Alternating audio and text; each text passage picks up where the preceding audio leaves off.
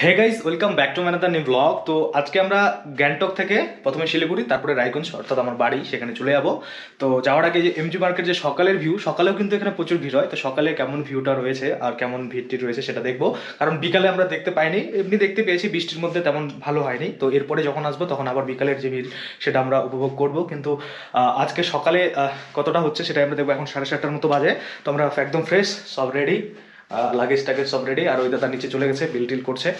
তো চলো MG market গিয়ে দেখা হচ্ছে, ওখানে ব্রেকফাস্ট করবো। ব্রেকফাস্ট করে নিয়ে তারপরে এখান থেকে শিলিগুড়ি যাওয়ার কি বাস আছে না চার জায়গায় যেতে হবে, যেটাতে যাওয়া যায় ওটা দিয়ে চলে যাবো। তারপর ওখান থেকে শিলিগুড়ি থেকে রায়গঞ্জ। তো চলো একবারে এমজি মার্কেট গিয়ে দেখা হচ্ছে। বাই। বাপরে,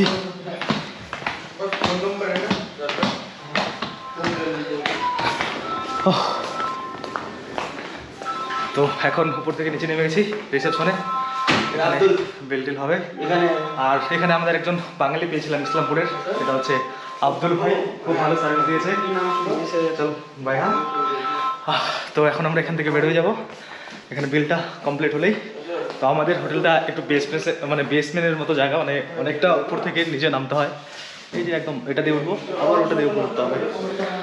তো চলো, তো ফাইনালি আমরা চেক আউট করে নিলাম, বিল টিল সব দিয়ে দিলাম। এখন এখান থেকে আমরা যাব কোনটা স্টেশন যেতে হবে, ডারাইল স্টেশন নাকি এরকম বলছে। ওখান থেকে আমরা এই শিলিগুড়ি যাব। তো বাসে নাকি লেট ফেট হয়, তো আমরা যেটা পাবো সামনে সেটা দিয়ে চলে যাবো। ট্যাক্সি পাওয়া যায় यहाँ पे।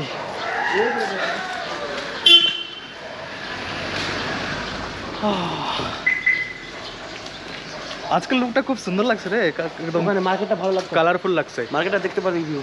মার্কেটে যাবো না আর, চলো ট্যাক্সিতে। আজকাল এমজি মার্ক যাবো না, ইচ্ছা নেই। তো ফাইনালি আমাদের হোটেলের সামনেই, এই হোটেলে আমরা ছিলাম, দ্য মেরু, আর তার সামনে এই ট্যাক্সি দাঁড় করা ছিল।